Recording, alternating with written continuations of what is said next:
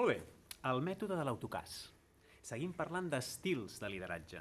Per què ho fem? Ja ho hem dit, perquè pensem que no hi ha un únic estil que sigui el bo, sinó que situacions diferents poden requerir de tipus d'intervenció diferents i que com més àmplia sigui la nostra paleta de recursos, més fàcil serà que en una situació concreta puguem tenir la intervenció més adequada, més òptima. Molt bé. Vam veure que hi havia 3 estils molt centrats en el resultat, en l'aconseguir, que eren l'estil directiu, l'estil motivador i l'estil excloent. I que hi havia uns estils més centrats en la relació. L'altre dia vam veure l'estil igualitari. Avui entrem amb l'estil protector. Què fan les persones que tendeixen a comportar-se, a liderar d'aquesta manera?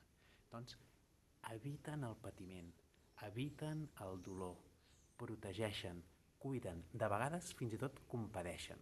I per què? Doncs perquè en el seu cap la realitat, el món, és hostil i per tant és difícil interactuar, relacionar-se amb el món sense que hi hagi dolor, sense que hi hagi patiment.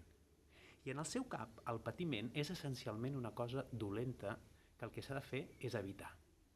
Aleshores, aquestes persones tendeixen a pensar que la seva funció és evitar que els altres pateixin, perquè aquesta és la seva responsabilitat.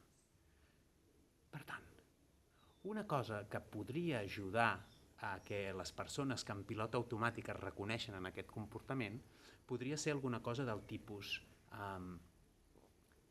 els accidents són l'excepció, no són la norma.